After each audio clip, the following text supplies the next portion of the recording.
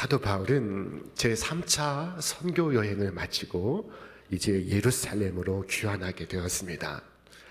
그가 얼마나 꿈에 그리던 도성이었을까요? 예루살렘. 그곳에 하나님의 전이 서 있습니다. 사도 바울과 일행은 예루살렘에 마침내 도착하게 되었습니다. 그들은 예루살렘에 도착한 후에 제일 먼저 야고보를 방문합니다. 여기서 야고보는 주님의 제자 야고보가 아니라 주님의 동생 야고보입니다. 예수님께서 성령으로 잉태되신 이후에 마리아와 요셉은 첫 번째 아기를 낳습니다. 그 아기가 바로 야고보입니다. 성경 야고보서의 기록자입니다. 베드로가 떠난 예루살렘 교회, 야고보는 담임 목사님이 되어 있었습니다. 바울은 야고보에게 그간의 모든 일어났던 일들을 보고합니다. 바울이 무난하고 하나님이 자기의 사역으로 말미암아 이방 가운데서 하신 일을 낱낱이 말하나니. 우리는 이 짧은 한 문장에서 대단히 중요한 사실을 발견할 수가 있습니다. 바울은 자신이 행한 것을 보고하지 않습니다.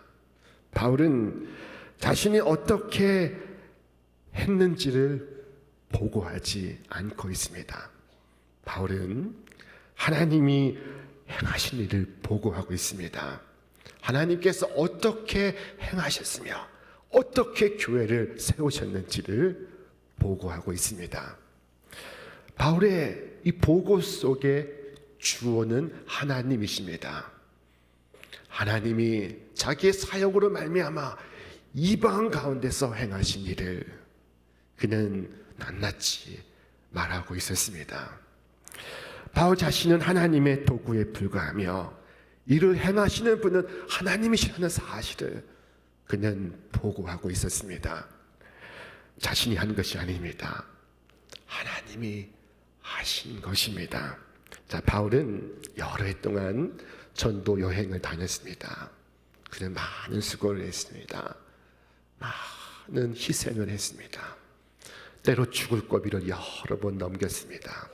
그리고 돌아와 하나님께서 하셨습니다. 하나님께서 이루셨습니다. 이렇게 보고를 하고 있습니다. 오직 하나님께서 하신 것입니다. 모든 것이 그 시작과 그 진행과 그 결과를 하나님께서 하시는 것입니다. 그러나 그럼에도 불구하고 잊지 말아야 할 것은 나의 수고가 동반된다는 것입니다. 나의 헌신이 필요합니다. 나의 노력이 필요합니다. 나의 희생이 필요합니다. 여러분 잘 아시는 것처럼 예수님께서는 물고기 2마리, 보리떡 5개로 5,000명을 먹이시고 12바구니를 거두시는 이적을 행하셨습니다. 주님께서 행하신 이적이었습니다. 그러나 어린아이가 예수님께 물고기 2마리, 보리떡 5개를 드렸기에 그것을 통하여 역사하신 것입니다. 아이도 도시락을 내놓으면 점심을 굶어야 하는 희생을 감수해야 합니다. 점심을 굶는 고통을 감내하지 않으면 할 수가 없는 일입니다. 대부분의 사람들에겐 이 오병이어가 오병이어에 불과할 것입니다. 그러나 주님께 오병이어를 드린 이 어린아이에게 오병이어는 하나님의 역사하심의 증거가 되고 있습니다. 그날 아이는 자신의 작은 헌신으로 5,000명을 먹이는 기적의 주역이 되었습니다.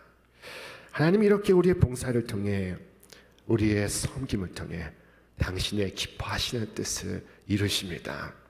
오늘도 하나님께서 여러분의 봉사를 통하여, 여러분의 섬김을 통하여 당신의 기뻐하시는 뜻을 이루시기를 주님의 이름으로 축원합니다. 오늘날 기아에 굶주린 이들을 걱정하는 이들은 많습니다. 그러나 그들을 위하여 나서는 사람은 적습니다. 너무나 엄청나기 때문입니다. 자신이 할 수 있는 일이 아니기 때문입니다. 자신이 할 수 있는 일의 범주를 벗어난 일이기 때문입니다. 자, 그러나 여러분이 하실 수 있는 것을 하십시오. 하나님은 하나님이 하실 수 있는 것을 하실 것입니다. 여러분은 가능한 것을 하십시오. 하나님은 불가능한 것을 하실 것입니다. 하나님 오늘도 우리를 통하여 당신의 뜻을 이루시고 당신의 역사를 이루어 가시고 있습니다. 여러분, 하나님은 아무 목적 없이 자기 백성에게 은혜와 선물을 베푸시는 일이 없으십니다. 명석하고 머리가 총명하신 분이 있으니까 하나님을 위한 것임을 생각하시기를 바랍니다. 유창한 웅변과 언변에 재능이 있으신 분이 있습니까? 하나님을 위하여 사용하십시오. 하나님께서 당신의 목적을 위하여 주시는 재능입니다. 하나님이 여러분을 선택하신 것은 하나님의 목적을 위함입니다. 여러분이 가진 모든 은사와 받은 모든 은혜는 하나님의 목적을 위한 것임을 기억하시기를 바랍니다. 강하고 순수한 믿음을 가졌으니까, 뜨거운 열정을 가졌으니까, 타오르는 사랑을 가졌으니까, 하나님의 은사들 중 어느 것을 가졌으니까 하나님의 목적을 위하여 사용하십시오. 하나님은 그것을 당신의 목적을 위하여 주신 것입니다. 자, 바울의 그 다음 보고의 내용은 하나님께서 이방 가운데서 행하신 일입니다. 역사하신 일입니다. 하나님이 자기의 사역으로 말미암아 이방 가운데서 행하신 일을 낱낱이 말하니 라고 말씀하고 있습니다. 하나님은 유대인만의 하나님이 아니십니다. 하나님은 온 세상의 하나님이십니다. 우리 모두의 하나님이십니다. 그러므로 이방 사람을 구원하시는 하나님의 역사가 나타났던 것입니다.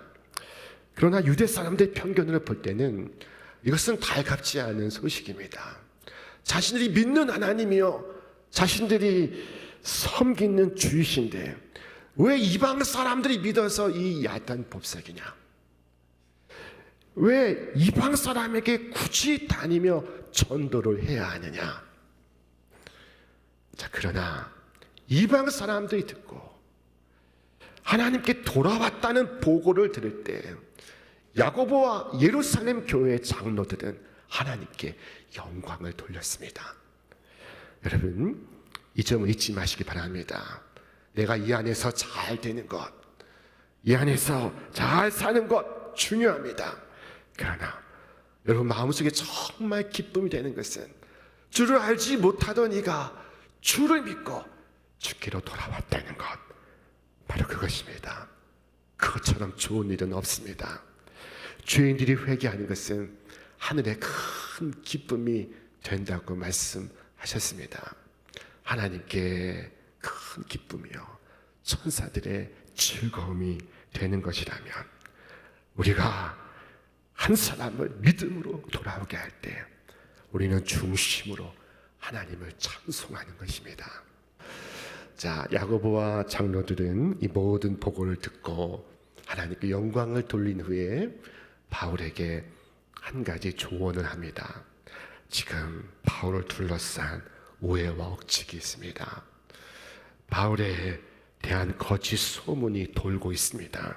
그것은 바울이 유대인들에게 할례 받을 필요가 없으며 유대의 풍속을 지킬 필요도 없으며 모세를 배척하라고 가르친다는 것입니다. 이것은 오해의 억측입니다. 바울이 했던 말은 이것입니다. 유대인들은 반드시 할례를 받으나 이방 사람들은 예수를 믿는데 할례가 걸림돌이 돼서는 안 된다. 마침표 이것이었습니다. 자, 이것은 사도행전 15장 예루살렘 공의회의 결의사항이기도 했습니다. 그런데 이 메시지가 어떻게 잘못되어서 바울이 유대 사람들에게 더 이상 할례 받을 필요 없으며 유대의 풍속을 지킬 필요도 없고 모세도 배척을 해야 한다고 가르친다는 것입니다. 자, 이렇게 소문이 퍼져가기 시작했습니다.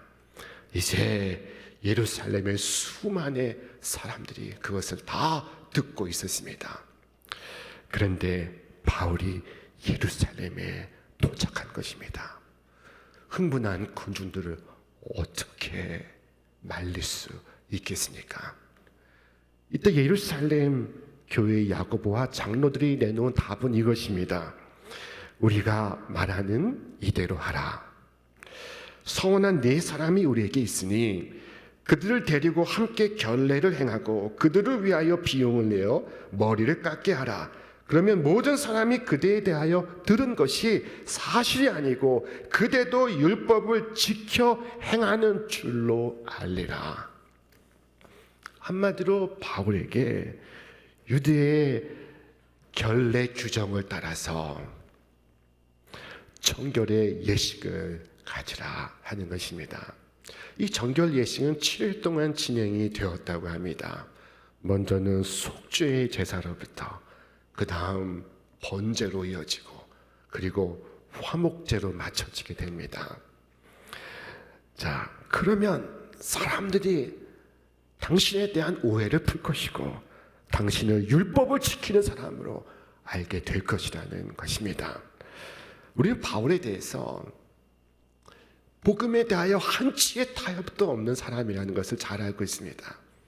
그는 갈라디아서 1장에서 말했습니다. 내가 전한 복음 이외에 다른 복음을 전하는 자는 천사라도 저주를 받을 것이라 선언했습니다. 그는 일체의 타협이 없었습니다. 그러나 생활의 영역이나 의식의 문제에 대하여는 그는 폭넓게 양보하고 있었습니다. 그는 말했습니다. 내가 모든 사람에게서 자유로우나 스스로 모든 사람에게 종이 된 것은 더 많은 사람을 얻고자 함이라. 바울은 예루살렘 교회가 내놓은 해결책에 동의합니다. 그리고 따를 것을 약속합니다. 자, 7일간의 정결의 예식이 진행되고 있습니다. 그런데 이 모든 예식이 마쳐지는 어느 날 한 소동이 시작되게 되었습니다. 이 소동은 에베소에서 온 유대인들이 일으키는 소동이었습니다. 바울은 이 에베소 지역, 넓게는 소아시아에서 설교할 때 지속적으로 그를 따라다니며 회방하고 방해하고 쫓아내며 심지어 돌로 머리를 쳐서 실신 상태에 빠뜨리기도 했던 이들이 있었습니다. 그들 중에 일부가 유월절을 지키기 위해 예루살렘을 찾은 것입니다. 그들이 바울을 보게 되었습니다. 그리고 군중들을 선동합니다. 여러분, 뭐라고 선동하는지 한번 보시겠습니까? 외치되 이스라엘 사람들아 도우라. 이 사람은 각처에서 우리 백성과 율법과 이곳을 비방하여 모든 사람을 가르치는 그 자인데 또 헬라인을 데리고 성전에 들어가서 이 거룩한 곳을 더럽혔다. 이것은 사실이 아닙니다. 이것은 진실이 아닙니다. 당시 유대법은 이방인이 성전 안뜰에 들어가는 것을 금하고 있었습니다. 그런데 바울이 이방인을 데리고 성전 안뜰에 들어갔다는 것입니다. 바울은 물론 그렇게 할 일이 없었습니다. 이방 사람을 데리고 성전 안으로 들어간 일이 없었습니다. 그러나 흥분한 군중들은 바울을 붙들었습니다. 자, 군중들은 참과 거짓을 식별하지 않습니다. 군중들은 선동하는 자의 선동에 반응합니다. 마귀는 군중들의 이 심리를 자주 이용해 왔습니다. 군중들이 바울을 붙들었습니다. 그를 죽이려고 끌고 나아갑니다. 우리 함께 말씀을 읽겠습니다. 온 성이 소동하여 백성이 달려와 모여 바울을 잡아 성전 밖으로 끌고 나가니 문들이 곧 닫히더라. 얼마나 기가 막힌 일입니까? 하나님의 전에서 하나님의 사람을 끌어내고 그리고 문을 닫습니다. 그러나 성경은 사도 바울의 놀라운 모습을 우리에게 증언하고 있습니다. 바울은 한마디 말도 하지 않습니다. 그는 펄펄 뛰지도 않았으며 변명하지도 않았습니다. 그는 그들이 하는 이야기를 그저 듣고 있습니다. 그는 모든 것을 하나님께 맡기고 있었습니다. 지금까지 하나님께서 인도하신 것처럼 앞으로도 하나님께서 인도하실 것입니다. 그러므로 그는 유대인들과 싸우려 하지 않습니다. 앞서 바울은 하나님께서 이끌어 가신 그의 선교의 사역을 보고했습니다. 하나님은 바울의 하나님이시요 하나님은 그의 이야기의 주어이십니다. 그 하나님은 바울을 그곳에 그냥 두지 않을 것입니다. 그곳에서 그냥 해를 입게 하지 않으실 것입니다. 마침 로마의 천부장이 바로 그 장면을 목격하게 되었습니다. 이 천부장이 그 장면을 목격하고 백부장들과 군사들을 이끌고 성전 밖으로 달려왔습니다. 그러자 유대인들이 바울을 잡은 손을 놓습니다. 그리고 천부장은 바울을 체포합니다. 바울을 체포하고 싶어서 체포하는 것이 아니라 바울을 살리기 위해서 체포하는 것입니다. 바울이 유대 사람들의 손에 죽을 판이라 바울을 보호하기 위해서 체포하는 것입니다. 바울을 묶어야 군중들이 조용해질 것이니까 말입니다. 유대 사람들이 그를 죽이지 못하게 하기 위해서 천부장이 그를 체포하고 있습니다.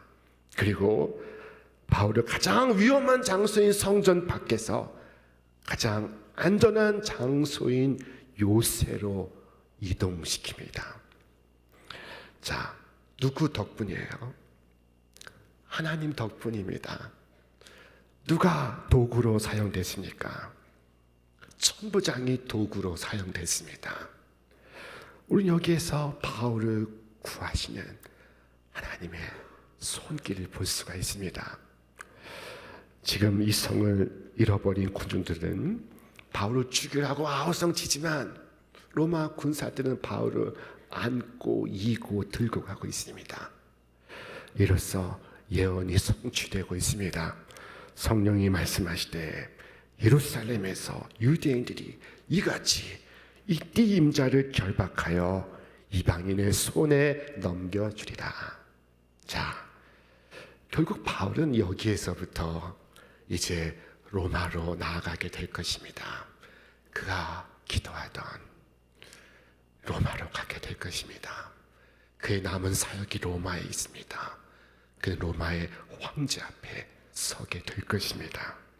하나님께서 모든 순간 역사하셔서 모든 것을 합력하여 선을 이루시는 하나님이십니다.